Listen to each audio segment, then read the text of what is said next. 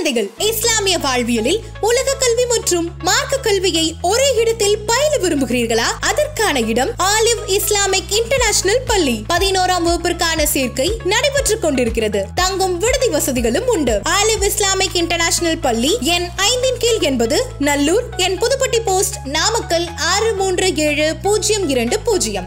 தொடர்பு எண் 9659620011 மற்றும் 9787793337.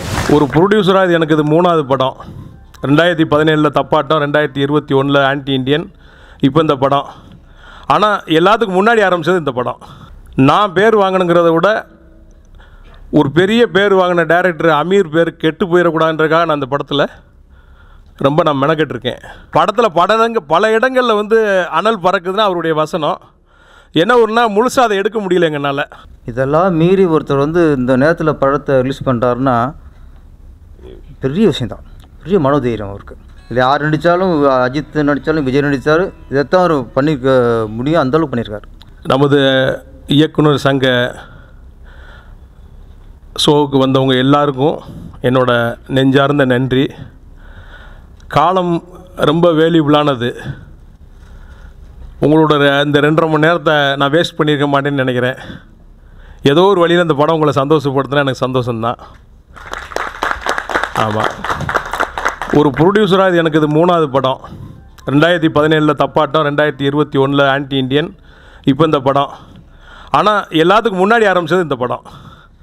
காலமும் துரோகமும் அறிவும் போட்டி போட்டு ஒரு விளையாட்டு காமிச்சிச்சு. நான் பேர் வாங்கணுங்கிறத விட ஒரு பெரிய பேர் வாங்கின டைரக்டர் அமீர் பேர் கெட்டு போயிடக்கூடாதுன்றதுக்காக நான் அந்த படத்தில் ரொம்ப நான் மெனக்கெட்டிருக்கேன். அதில் இன்றைக்கி நான் ஜெயிச்சிருக்கேன்னு நினைக்கிறேன். நான் ஒரு சின்ன விஷயத்தில் அவரோட பேரை சில பேர் கெடுத்துட்டாங்க. ஆனால் ஒரு இயக்குனராக அவர் இந்த தமிழ் சமூகத்துக்கு எந்தெந்த காலகட்டத்தில் எந்தெந்த இடத்துல எப்படி எப்படி பின்னாடி நின்றுருக்காங்கிறது என்னை விட உங்கள் எல்லாருக்குமே தெரியும். நம்ம யூனியனுக்கு பெருமை சேர்த்த பல இயக்குனர்களில் அவர் ஒருத்தர். இந்த மேடையில் எப்படி இருக்காங்களோ நம்ம முன்னவர்கள், இது மாதிரி இந்த இயக்குனர் இனத்துக்கு பெருமை சேர்த்த இயக்குனர்களில் அவரும் ஒருத்தர். அதனால் இந்த படத்தை பொறுத்த வரையில் இப்போ நல்ல ரிவ்யூஸ் வந்துக்கிட்டு இருக்கு. நான் உங்கள்கிட்ட வைக்கிறது ஒரே ஒரு கோரிக்கை, நீங்கள் வெளியே வரும்போது இந்த படம் தொடர்பான உங்களுடைய கமெண்ட்ஸை கொடுத்தீங்கன்னா இந்த படத்தோட வெற்றிக்கு அது பெரிய உறுதுணையாக இருக்கும். அது இன்னும் அடுத்த கட்டத்துக்கு நம்மளை நகல வைக்கும். இந்த அருமையான ஒரு சந்தர்ப்பத்தில் என்னை கௌரவிச்ச நம்ம தலைவருக்கும் பேரரசு சாருக்கும் மற்றவங்க எல்லாருக்கும் என்னுடைய மனமார்ந்த நன்றி. இந்த படத்தோட ஆக்கத்துக்கு பெரிய உதவியாக இருந்தது நம்ம பாலமுரளியுடைய வசனம். ஃபஸ்ட் ஹாஃபில் நீங்கள் பார்த்துருப்பீங்க. படத்தில் பல இடங்களில் வந்து அனல் பறக்குதுன்னா அவருடைய வசனம் என்ன ஒருனா முழுசாக அதை எடுக்க முடியல எங்களால். முழுசாக அது அவர் எழுதி முதல்ல அவர் எழுதி கொடுத்த வசனத்தை முழுசாக எடுத்துருந்தா இன்றைக்கி படம் வேறு ஒரு தளத்தில் இருந்திருக்கும். ஆமாம், சென்சார் சார். ஆமாம். ஆனால் சென்சாரை பொறுத்தவரையில் சார், ஆன்டி இண்டியன் படத்தை போய் நான் கோர்ட்டில் போய் ஆர்டர் வாங்கிட்டு வந்து நான் ரிலீஸ் பண்ணேன். நான் அது மாதிரி நான் கடைசி வரைக்கும் படத்தை கொண்டு வந்து சேர்க்குறதுல நான் போராடி ஜெயிச்சிருக்கேன். பட் இந்த படத்தை பொறுத்தவரையில் கதையை பாதிக்கிற மாதிரி அப்படி எதுவும் இல்லாதனால நான் அதை சரி பண்ணிவிட்டு நான் வந்துட்டேன். அதனால் அந்த பாலமுரளி வர்மனுக்கு இந்த நேரத்தில் நான் உங்கள் முன்னாடி நான் நன்றியை சொல்லிக்கிறேன். மிகப்பெரிய பலம். அப்புறம் வந்து இந்த படத்தை பார்த்து முதல்ல பாராட்டின அண்ணன் செந்தமிழன் சீமான் அவர்களுக்கு இந்த நேரத்தில் நான் நன்றியை தெரிவிச்சுக்கிறேன். அப்புறம் இந்த படத்துடைய ஏடி ஃபைசுதீன் ஒரே ஆள். அதான் சொல்கிறேன், இந்த படத்தை பொறுத்தவரை மேனேஜரு, ப்ரொடக்ஷன் பாய் எல்லாமே நான் தான். எனக்கு அப்புறம் இவன் 2 பேர் தான் இருந்து இந்த 2 வருஷம் இந்த படத்துக்கு நம்ம வேலை செஞ்சுருக்கோம். அவனுக்கு இந்த நேரத்தில் நன்றியை சொல்லிக்கிறேன். அப்புறம் சார் மிரட்டிட்டார் இந்த முதல் சீனில். சார் நெஜ கொலகாரனை பார்த்த மாதிரி இருந்தது சார். இந்த படத்துக்கு வந்த சிக்கல் பிரச்சனைகள், அவ்வளவு ஒரு தடங்கல்கள், அவர் ரிலீஸ் டயத்தில் அமீர் மீது வந்த ஒரு குற்றச்சாட்டுகள், இதெல்லாம் மீறி ஒருத்தர் வந்து இந்த நேரத்தில் படத்தை ரிலீஸ் பண்ணுறாருன்னா பெரிய விஷயந்தான், பெரிய மனோதைரியம் அவருக்கு. மற்றவெல்லாம் பயந்துருவாங்க, ஏன்னா அந்த சூழ்நிலைகள் இந்த நேரத்தில் சரியாக வருமா அப்படின்னு. ஆனால் இந்த நேரத்தில் தான் ரிலீஸ் பண்ணணும்னு பண்ணார் பாருங்கள், அதான் ஆதம் பாவா. ஆமாம், இது அமீர் சாருக்கு படம் ரிலீஸ் பண்ணுறத விட நீங்கள் அமீர் சாருக்கு பண்ண மிகப்பெரிய ஒரு ஹெல்ப்னு சொல்லலாம். சரியான நேரத்தில் ஒரு சரியான செயல்னு சொல்லலாம். அது என்றைக்குமே அமீர் சார் உங்களுக்கு கடமைப்பட்டிருக்காருங்கிறத நான் இங்கே பதிவு பண்ணுறேன்.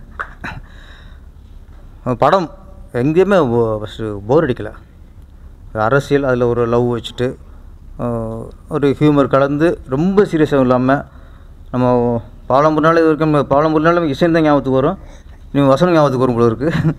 வசனம் சிறப்பாக பண்ணியிருக்காரு. இதில் 2 ஹீரோ என்னை பொறுத்த வரைக்கும் நான் பார்த்த வரைக்கும், ஒன்று அமீர், இன்னொன்று இசை. ரீரெக்கார்டிங் இந்த படத்துக்கு மிகப்பெரிய பலம். பல இடங்களில் ரீரெக்கார்டிங் தான் தூக்கி நிறுத்தியிருக்கு. வித்யாசாகர் சார் நான் அவருக்கு கண்டிப்பாக பாராட்ட தெரிவிச்சுக்கணும். நல்ல அந்த பெரிய ஒரு மாஸ் ஹீரோக்குள்ள அந்த ஒரு டெம்போ கொடுத்துருக்காரு. உண்மையில பாராட்டணும். இல்லை யார் நடித்தாலும், அஜித் நடித்தாலும், விஜய் நடித்தார், இதைத்தான் அவர் பண்ணியிருக்க முடியும், அந்தளவுக்கு பண்ணியிருக்காரு. இசை ரொம்ப பக்கபலம். இந்த படத்துக்கு இன்னொரு பக்கபலம் நீங்கள் தான். வெளியில் நீங்கள் உங்களுடைய விமர்சனங்களை பதிவு பண்ணுங்கள். இந்த படம் நல்ல ரிவ்யூ வந்திருக்கு. எல்லா விமர்சனமே பாசிட்டிவாக தான் இருக்குது. இப்போ உங்கள் விமர்சனமும் இதில் சேரும்போது இன்னமும் இந்த படம் இன்னமும் அதிகப்படியாக வசூல் வர்றதுக்கும் வெற்றி அடையிறதுக்கும் ஏதுவாக இருக்கும். நன்றி, வணக்கம். என்ன எல்லாம் அமைதியாக உட்காந்துருக்கீங்களா? ஓகே தானே? படம் ஒரு கைத்தட்டுங்க. அப்புறம் ரொம்ப டல்லாகிடுறீங்க அப்பப்போ. ரொம்ப கேலப் பண்ண வேண்டாமா? நம்ம முன்னாள் செயலாளர் அவர் அமீர் அவர்கள், அவர் அவருக்காக நம்ம நிற்கணும் இல்லையா? ஸோ அதுக்காகத்தான் இந்த ஷோவுக்கு நானே இவ்வளோ நேரம் இங்கே தான் இன்னும் 2-3 ஃபங்க்ஷன் அட்டன் பண்ணேன்னு ஒரு ஃபங்க்ஷனை மிஸ் பண்ணிட்டேன். இருந்தாலும் இது நீண்ட நெடுநாள் பயணமாக தயாரிக்கப்பட்ட ஒரு திரைப்படம். ஆதம் பாபாவை ஃபஸ்ட்டு பஞ்சாயத்தில் தான் சந்தித்தேன், ஒரு 7 வருஷத்துக்கு முன்னாடி. அப்போவே ஆரம்பித்த படம். இதில் அமீர் இளமையாக இருக்கும்போது ஆரம்பித்த படம்.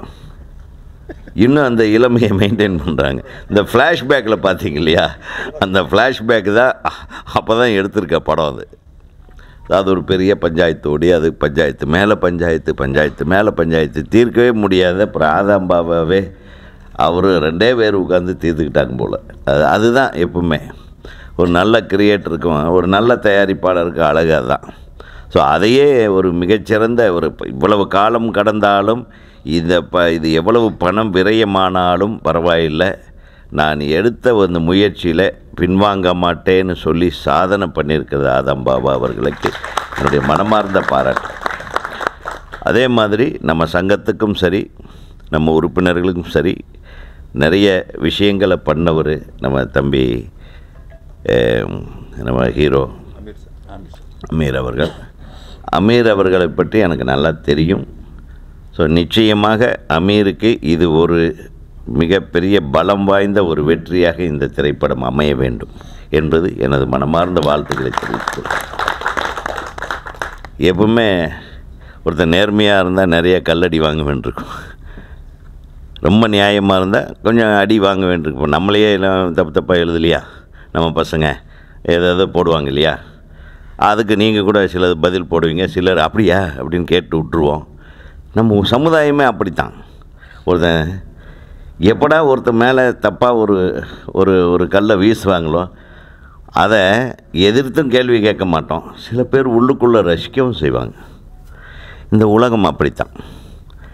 பட் அந்த ஒட்டுமொத்த உலகத்திற்கும் நம்ம ஒரே ஒரு பதில் தான், உண்மை என்றைக்குமே ஜெயிக்கும்.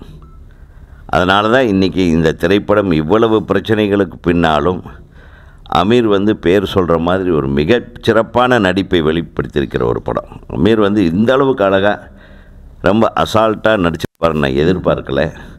அமீர் ஒரு மிகப்பெரிய நடிகராக வருவதற்கு இந்த படம் மிகப்பெரிய உதவியாக இருக்கும் என்று நான் நினைக்கிறேன். தம்பி அமீர் அவர்களுக்கும் அதே மாதிரி நம்ம பாலுமுரளி அவன் இப்போ பயங்கரமாக எழுதியிருக்கான்ப்பா. ரொம்ப ரொம்ப சந்தோஷமாக இருக்குது எனக்கு. ஏன்னா பாலமுரளி அடிக்கடி சந்திப்போமே தவிர இது ஒரு சாதனையாக நான் கருதுகிறேன். உங்களுக்கு என்ன வாழ்த்துக்கு, சீக்கிரம் அவரை வச்சு கூட ஒரு படம் பண்ணுங்கள். பாலமுரளியை வச்சு இவரை வச்சு இன்னும் நிறைய பேர் இருக்காங்க சார். பின்னுவாங்க, கொஞ்சம் இடம் கிடைக்கலையேன்னு பார்த்துட்டு இருக்காங்க. நீ ஒரு லைனோட விட்டுரு, இன்னும் அடுத்தடுத்த லைன் மற்ற ஆளுகளுக்கு. ஆக ஆதாம்பாவா நமக்கான ஆள். அதுக்காக நம்ம ஒரு பெரிய கைத்தறி. நம்ம எத்தனை இயக்குனர் சங்க உறுப்பினர்களை இயக்குனர் சங்கத்தோடு தான் அவர் ட்ராவல் பண்ணியிருக்காருன்றது மிகப்பெரிய விஷயம். ஆதாம்பாவா அவர்களை நம்ம கொண்டாடுவோம். அப்படியே நம்ம ஒரு அமௌண்ட்டை கட்டி சேர்ந்துருங்க, செலவோட செலவா. நீங்கள் இல்லை, எந்த நேரமே கிடையாது, நீங்கள் எதை பற்றியும் கவலைப்படாதால். இது ஜுஜுபி மேட்ரு. நம்ம சங்கத்தில் ஒரு உறுப்பினர் ஆகிட்டா நாங்கள் உங்களை உள்ளே வச்சு செஞ்சுக்குவோம். ஆல்ரெடி உறுப்பினர் இல்லை, உள்ளே வச்சு எப்படின்னா இன்னும் நிறைய படங்கள் எடுக்கிறதுக்கு நாங்கள் எல்லாம் கதைகளை சொல்லுவோம். எங்கள் பசங்க பின்னி பெடல் எடுத்துருவாங்க. அவங்களெல்லாம் என்கரேஜ் பண்ணோம் சார்.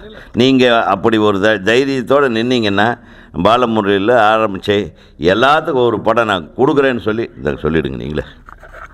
கண்டிப்பாக சார், கண்டிப்பாக சார். அதாவது அது நான் சார் சொன்ன மாதிரி படம் ஆரம்பிக்கிறது இல்லை, அது முடிக்கிறது, அதுக்கு நான் தயார். நான் ஆமாம், நான் ஏற்கனவே ஆன்டி இண்டியன் படத்தப்போ நான் சொல்லியிருந்தேன். நான் சமூக கருத்துள்ள படம், அது வணிக ரீதியாகவும் வெற்றி அடைகிற மாதிரியான கதையோடு இருக்கிறவங்க எப்போ வேணாலும் என் ஆஃபீஸ் தேடி வரலாம். சூப்பர். வெறுமனை படம் பண்ணுறதுக்கு நான் தயாராக இல்லை. ஆமாம் ஆமாம், அது வேண்டாம், அது வேண்டாம். அது அவர் ஒழுக்கமாக அடுத்த படத்தை பண்ண விடாமல் பண்ணுவோம். நானே டெய்லி 10 தடவை பண்ணுவேன். எல்லாருக்கும் தெரியும். ஆமாம், எல்லாருக்கும் தெரியும். நான் ஏற்கனவே நம்ம யூனியன் மெம்பர் தான். நான் 2 தேர்தல்கள் நான் ஓட்டு போட்டிருக்கேன். ஒரு இடத்துல என்னென்னா ஆமாம் ஓட்டு போட்டிருக்கேன். 2008 நாளை இயக்குனர் அணின்னு ஒன்று ஃபார்ம் பண்ணதில் நான் தான் முக்கியமான ஆள், எல்லாருக்கும் தெரியும். அப்போ நம்ம யூனியன் ஆமாம் அவ்வளோ பெரிய கலவரத்துக்கு நானும் ஒரு காரணம். ஆமாம், அப்புறம் அதன் பின்பு பாருங்கள், படுத்திருந்த நம்ம யூனியன் எந்திரிச்சிருச்சு, அப்புறம் வளர்ந்துச்சு, கட்டடமாச்சு. இன்றைக்கி அப்படியே எப்படி வச்சுருக்காங்க பாருங்கள் நம்ம மெம்பர்களை. இதுக்கு நானும் ஒரு சின்ன காரணமாக இருந்திருக்கிறேன். அது இந்த நேரத்தில் நான் சொல்லிக்கிறேன். அப்புறம் பின்னாளில் வந்த நாட்களில் என்னென்னா, என்னோடய கார்டு டீப்ரமோட் பண்ணிட்டாங்க. அது என்னென்னா, நான் சார்கிட்ட கேட்டேன், செல்வமணி சார்கிட்ட, இல்லைப்பா அமீர் செக்ரட்டரியாக இருக்கும்போது உன்னை மெம்பர் ஆகியிருக்கிறான், அதனால் அவன் கையெழுத்து போடாமல் இருக்குன்ட்டு, அதனால் அந்த கையெழுத்தை மறுபடியும் அமீர்கிட்ட வாங்கிட்டு. ஆமாம் இல்லை, பழைய பாம் இல்லை, அப்போ இருந்த பாம்பில் அவருக்கும் சேர்ந்தது நான், அதனால் வாங்கிட்டு. ஆமாம், அது ஒன்றும் இல்லை சார், பணம் கட்டுறது பிரச்சனை இல்லை, எனக்கு அந்த சீனியாரிட்டி வேணும், கௌரவமாக நினைக்கிறேன். நான் நம்ம யூனியன் மெம்பராக இருக்கிறது, ஏன்னா நான் ஒரு தயாரிப்பாளராக இருக்கிறத விட நான் ஒரு இயக்குனராக இருக்கிறத கௌரவமாக நினைக்கிறேன் நான். அதனால் எனக்கு அதை செஞ்சு விடுங்க சார். மீண்டும் ஒரு முறை நன்றி. உங்களோட பதிவு எனக்கு ரொம்ப முக்கியம். தயவு செய்து அதை மட்டும் எனக்கு கொஞ்சம் பண்ணி கொடுங்க.